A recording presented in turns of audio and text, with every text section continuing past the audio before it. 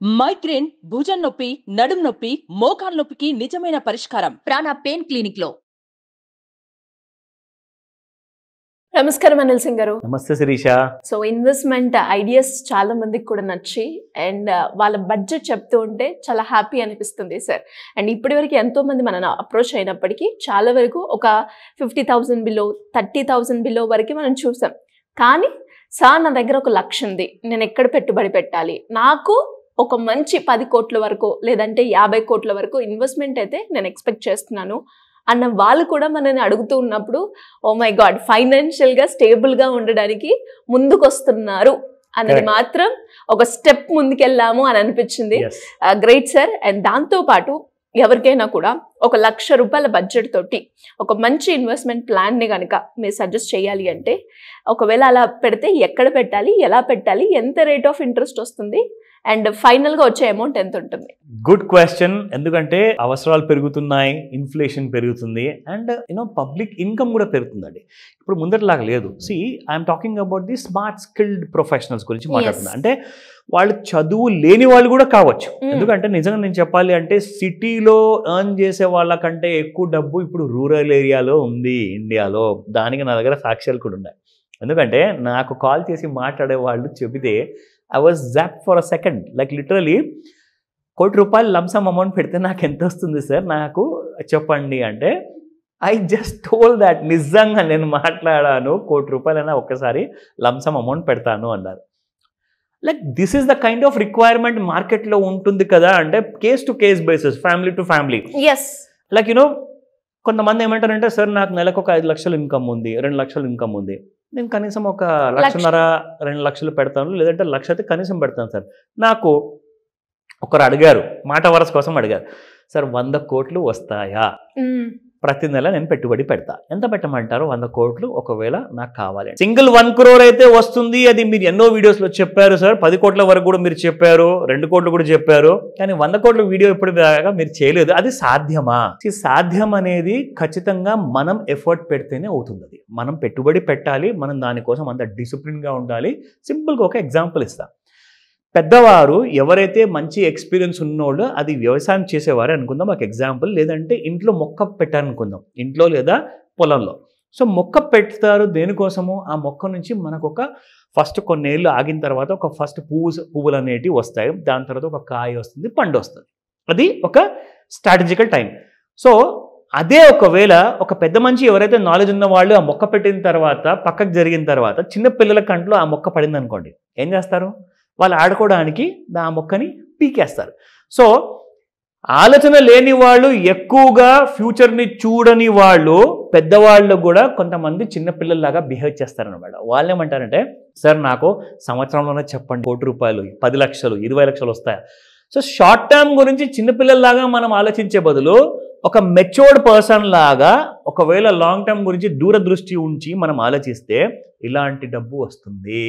అది ఎంతవరకు నిజం అనేది మీకు ప్రూఫ్తో సహా చూపిస్తాం. ఎందుకంటే జస్ట్ ఊరికనే చెప్పడం కాదు, అది ఎక్కడ పెట్టుబడి పెట్టాలని చెప్పి మీరే ప్రశ్న రూపంలో అడిగారు. ఎలా పెడితే వస్తుంది, మనకు సేఫ్టీ ఉంటుందా, ఎలాంటి కైండ్ ఆఫ్ రిటర్న్ వస్తుంది, ఎంత రేట్ ఆఫ్ రిటర్న్ వస్తుంది అని కూడా మీరు అడిగారు. అన్నీ మీకు చూపిస్తా. ఇక్కడ మీరు ₹1,00,000 కూడా పెట్టే అవసరం లేదండి. పెట్టుబడి నెలకి 84,500 కరెక్ట్గా 84,500. ఇది నేను చెప్పట్లా, మీ ముందు నిజం ఉంది. అది సిప్ క్యాల్కులేటర్లో ప్రతి నెల మీరు పెడితే ఎంత వస్తుంది? సంవత్సరానికి మీకు 50%, 40%, 30% rate of return or interest కూడా వచ్చే అవసరం లేదు. జస్ట్ 12% కూడా ప్రతి సంవత్సరం మనకు వస్తే 40 సంవత్సరాల వరకు మీరు ఒకవేళ పెట్టగలిగితే మీకు 100 crores 40,64,510 రూపీస్ అక్షరాలు వస్తాయి. 100 కోట్లు. అబ్సల్యూట్లీ.